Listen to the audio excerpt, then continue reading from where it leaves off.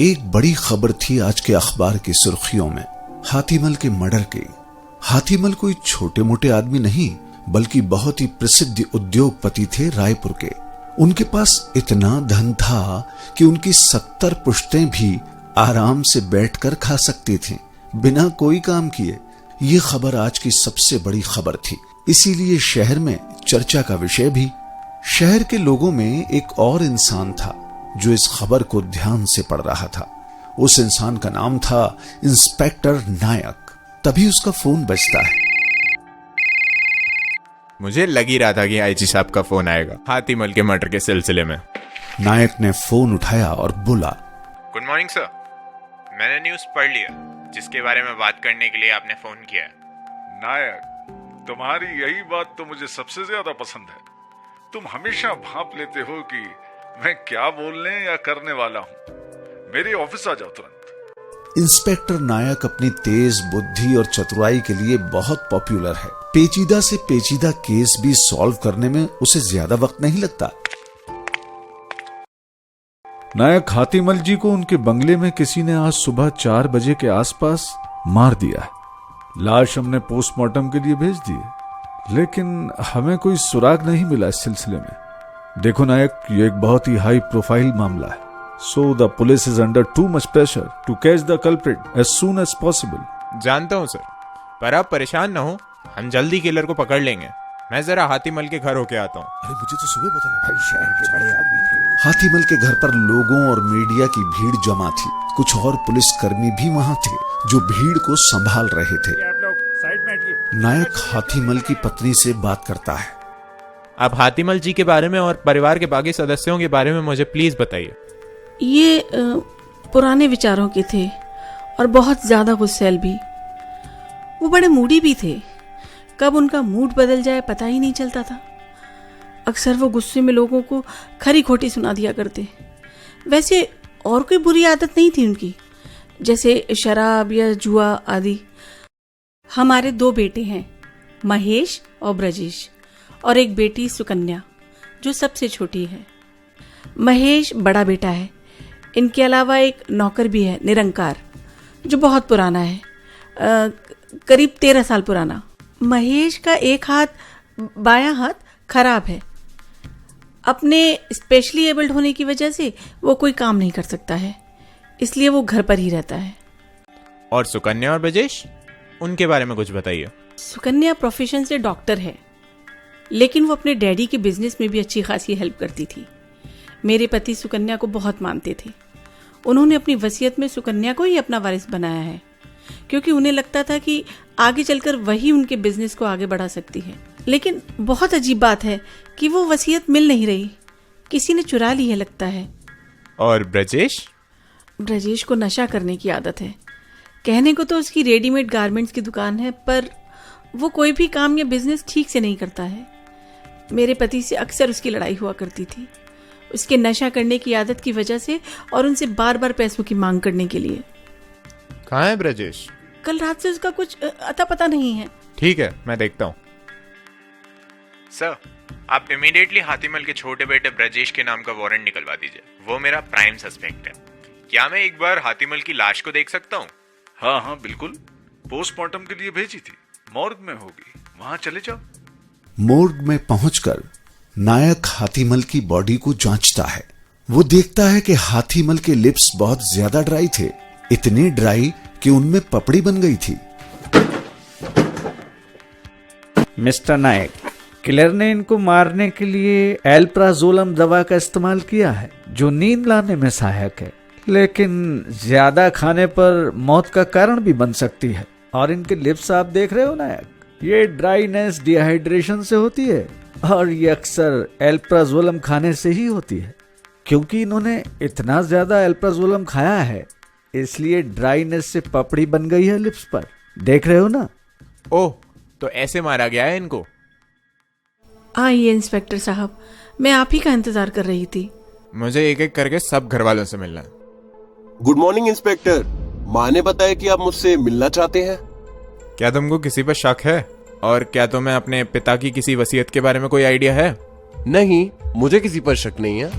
और मुझे अपने पिता की किसी भी वसीयत के बारे में पता नहीं है। वैसे पता होता भी तो क्या होता, मुझे प्रॉपर्टी और पैसों से कोई लगाव नहीं है।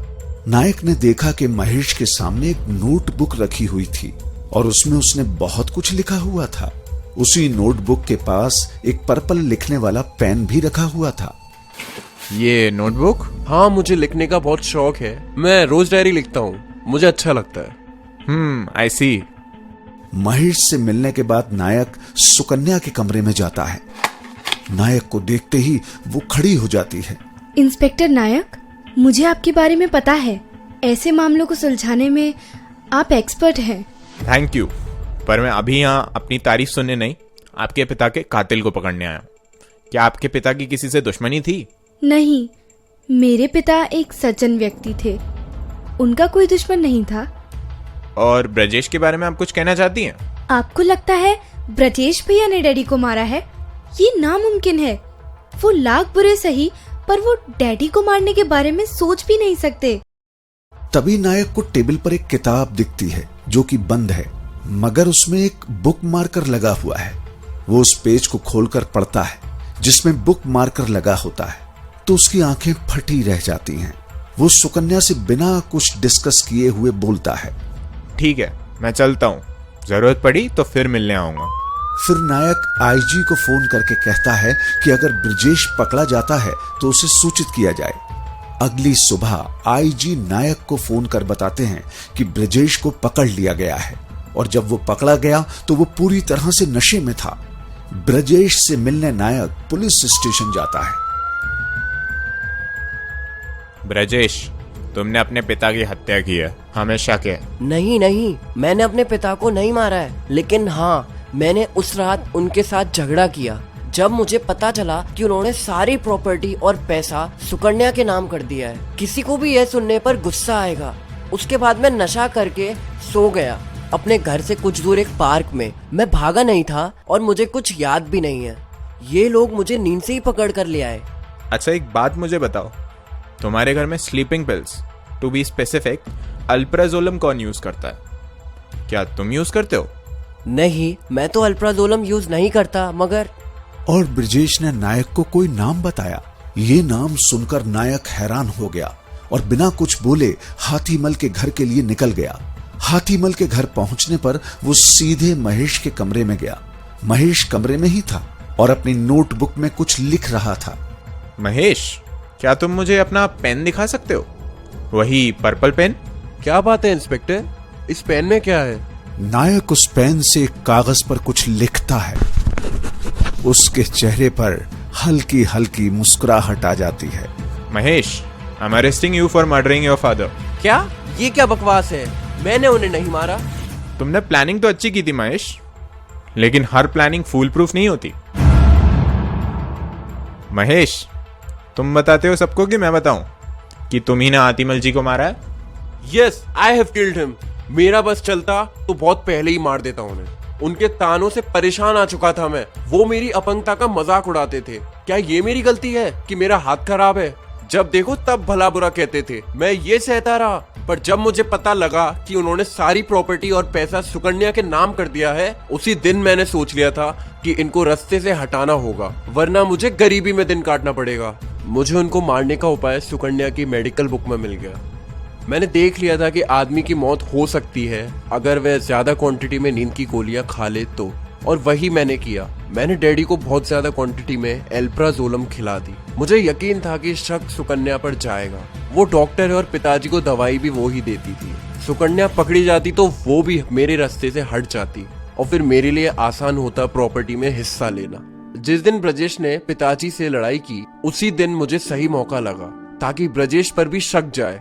उस रात पिताजी के दूध के गिलास में मैंने एल्प्राजोलम की बोतल की लगभग सारी टैबलेट्स मिक्स कर दी, जिसको पीने के बाद उनकी मौत हो गई।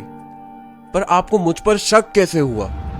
तुम्हारे पिता के खून में एल्प्राजोलम का मिलना मेरे शक की पहली कड़ी थी। और जैसा कि तुमने कहा, तुम्हारे डैडी को मेडिसिन भी सुकन्या ही देती थी।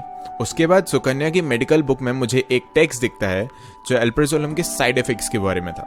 वह टेक्स्ट पर्पल पेन से मार्क था। तो सुकन्या के डॉक्टर होने के नाते यह सब उसी के मर्डर होने की तरफ इशारा कर रहा था। लेकिन ब्रजेश ने पुलिस स्टेशन में मुझे बताया कि तुम कभी कभी नींद की गोलियों का इस्तेमाल करते हो जब तुम्हें नींद नहीं आती। उसने मुझे यह भी बताया कि तुम मेडिकल की किताबें भी बहुत उत्सुकता से पढ़ते हो। यदि सुकन्या ने अपने पिता को मारा होता तो वे कभी भी दवाई का इस्तेमाल नहीं करती, क्योंकि इन दैट केस शक सीधे उस पर जाता।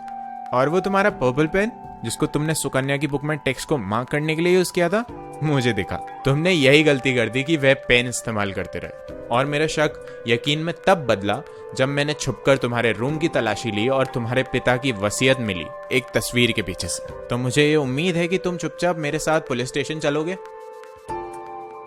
और इस प्रकार नायक ने अपनी प्रतिभा के बल पर एक और पेचीदा केस सुलझा दिया और मासूम लोगों को जेल जाने से भी बचा लिया।